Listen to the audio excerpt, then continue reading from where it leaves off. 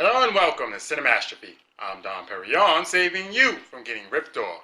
And welcome once again, my friends, to Cornoween 2.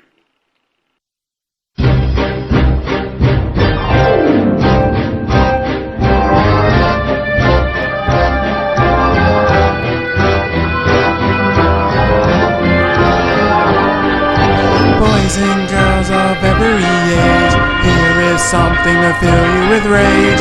Come with us and you will see. This is a month of Cornoween. This is Cornoween. Nothing is scary to give you a fright. This is Cornoween, everybody punch a screen. Curse and screams and the neighbors call the cursing night. At this point, you're probably asking yourselves, how many of these movies did they make? And didn't they know when to stop? And can they get any worse? Well, the answer is 9, no, and yes. This week we'll be looking at Children of the Corn Revelations. If the Revelations is this is a waste of $2.50 and 90 minutes of my time, you're 3 days too late. Okay, big boy. We all in? All right. Yeah, making my money out in this whole baby. What the? All bets! Oh!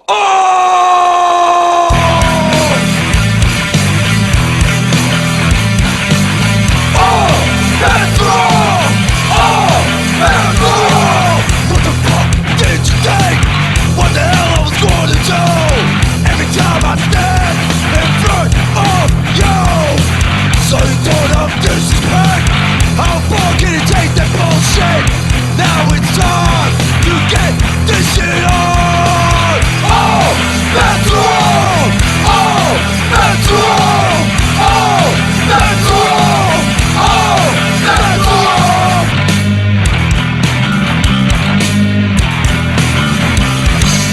All bets are off!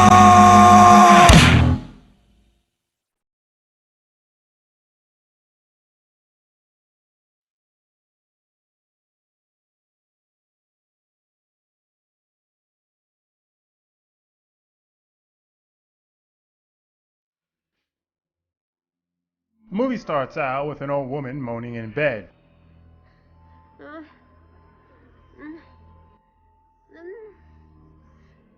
Hey, when they get that feeling, even old people need sexual healing. She's having a nightmare about the Ringling Brothers' last country performance. It's gonna happen one day. When she wakes up and runs outside. Where are you? We got some work to do now. We jump to over a week later, where we're introduced to Jamie, played by Typhoid Mary from Monkey Bones, who is the old woman's grandmother. Because she hasn't heard from her grandmother within that time, she's come to check up on her at her condominium.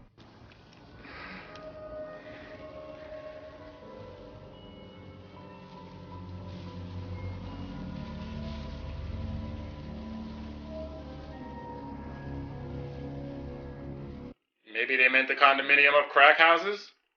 While on her way up to her grandmother's apartment, she runs into little Dracula and his girlfriend in the elevator. Hi. You guys coming in?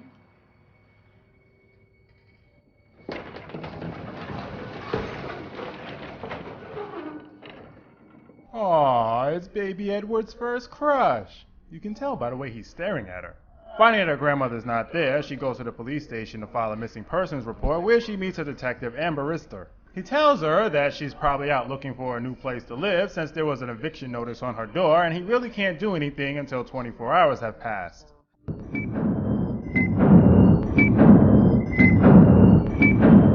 Something's wrong. Look, 2 months ago, out of the blue, she sold her house and moved herself into this complete dump. Hey! Although I may agree with you, I'm sure the fine people in Nebraska won't appreciate that comment, movie. Oh, wait. You were talking about the crack house. My mistake. Proceed. Now I come out here and I find a Bible open next to her bed. You have to understand, she's been a lifelong atheist. Maybe she decided at the end of the years to take precautions just in case she was wrong. Did you ever think about that? People do strange things when they feel their days are numbered. That's right, son. Why, if you only knew the wild things you're going to do when you find out that you're going to die. Right on now. Ah, fuck. Now what am I supposed to do? You know it's bad enough seeing your own death. You shouldn't have to bury yourself too. I'm a sneaky bastard. I didn't even hear myself come in. She decides to stay the night in case Amberissa is right when someone throws bloody corn at her window. This reminds her that she needs to buy some food. So she heads to the nearby store.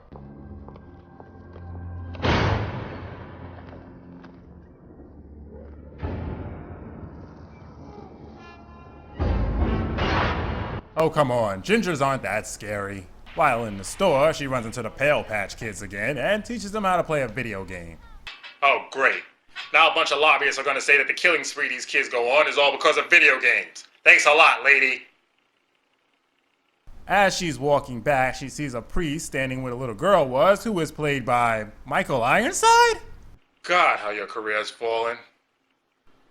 Bless this pentagram so it is holily evil.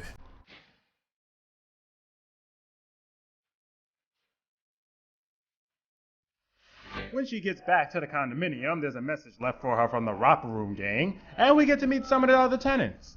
There's the weed head. Of course there's a weed head. There's always a weed head. What do you have against weed heads, Hollywood? A crazy survivalist.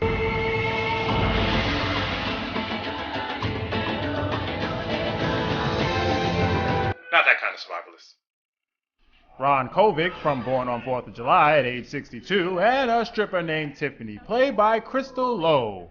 And since this isn't a TV movie, if I know Crystal Lowe, she'll be showing off her great side boobage. Side boobage!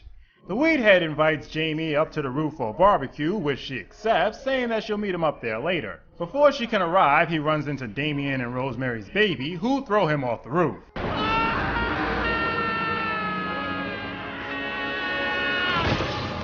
Mind you, these are 65-pound children with the arm strength of nylon throwing a 180-pound man off a roof. But since we saw earlier that corn splatters like jello on impact when thrown up against a window, clearly the laws of physics do not apply in this world. When Jamie finally makes it up there, she doesn't see the weed head, but the two kids. After they leave, she looks over the edge where they were sitting and...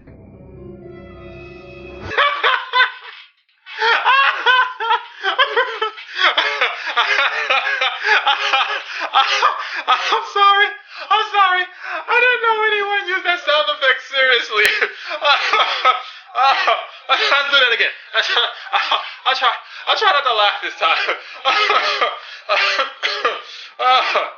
Okay, I'll try not to laugh this time.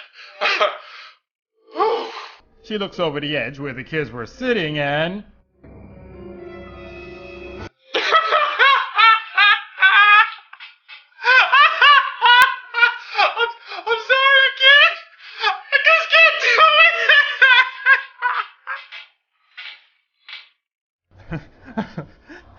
Anyway, she sees a kid walk away and a creepy Michael Ironside standing by the railroad track.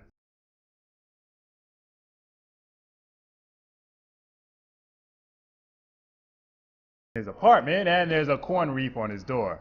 Mary Cornmiss? That night she has a dream about her grandmother wandering onto the railroad tracks, getting hit by a train, and the corn turning her into the little girl she keeps seeing. And this is why I don't watch Doctor Who before bedtime. You end up with all sorts of crazy dreams. The next day, she goes back to the police station, and Amberissa, having taken an interest in her case, started looking into her grandmother's past. He tells her grandmother was part of a cult as a child whose every other member is deceased. If this movie was to end with her grandmother having been dead for 3 years and her being completely psychotic, it would easily be the best children's sequel. But that would take some creativity. Back at the Crackdominium, the stripper girl comes home with a garter full of money. Because that's a good way not to get robbed. It's like we're smart, but we're not. Tosses the corn reef she found on her door down the hall and runs herself a bath. It may look like Cornmiss was a colossal failure, but it took years for Kwanzaa to catch on. It just takes time, patience, and constantly shoving it in people's faces, and it'll eventually be tolerated. Whoa, whoa, whoa there, Crystal. Full frontal nudity? Christmas has come early! She hears a noise and finds her front door open. Shit.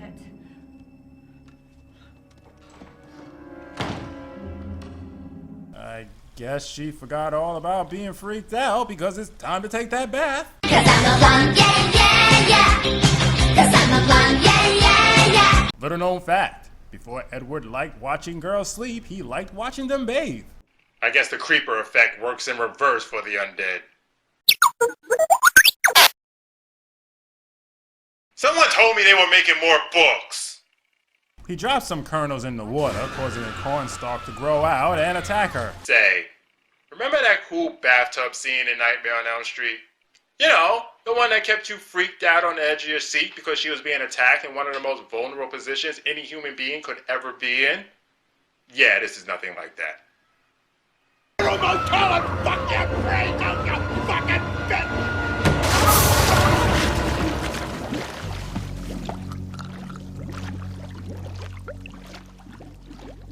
I'm assuming the corn is actually Groot since it literally drags her out of the tub and apartment. Elsewhere, Amberista is on his way with Jamie to the apartment to look for clues when she reads more about the cult. Into leaving their parents and following him. They worshipped in the cornfields, hidden from prying adult eyes. When the sheriff and his men were closing in on one of the revivals, the children lit the tent afire and burned themselves alive.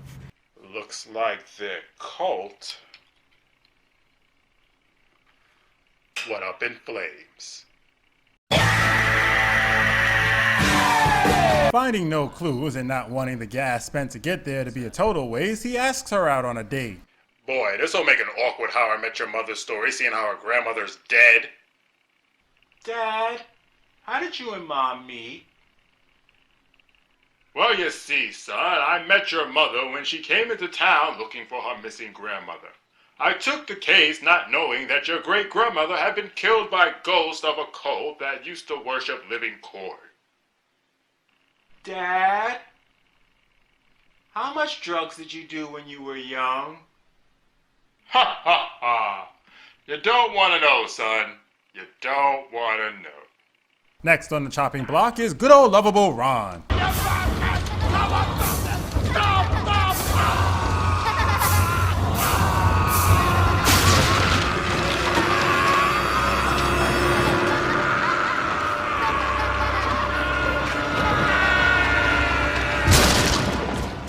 Don't worry, he's fine. See, he teleported away. Survivalist guy tries to get the hell out of Dodge, but he gets so scared by the ghosts, he has a heart attack. You having a fucking heart attack? You kidding me? Michael Ironside shows up to tell her grandmother was supposed to die in that fire, so she shouldn't exist. And then just leaves. Well, thanks for being absolutely fucking useless, asshole. She finally comes face to face with the ghost, discovering that the little girl is her dead grandmother. You'd think she would have thought there was something strange about the fact that the little girl looked exactly like the picture of her grandmother as a child. If I had a dick, this is where I'd tell you to suck it. They chase her through the building. They're fucking ghosts! Turning on all the gas stoves to blow the place up. She tries to run out the front door, which is now blocked by a cornfield, and is almost taken by the corn when Amarista comes to her rescue. And then the building blows up for no reason. Michael Bay, the early years. This movie blows. This film and the fourth one were pretty much the same movie. It had absolutely nothing to do with the original story other than corn worship and a cult. It was basically ghosts, a child preacher, and more ghosts. The fact that Michael Ironside signed up for this to do nothing is just baffling. I don't ever remember hearing anything about him having any money problems, so why did he say yes? It looks like one street with 3 buildings, an empty lot, and it has a population of 23 and 17 of them work in the police station. Just 2 left, and I never have to look at these things ever again. I'm Don Perignon, saving you from getting ripped off.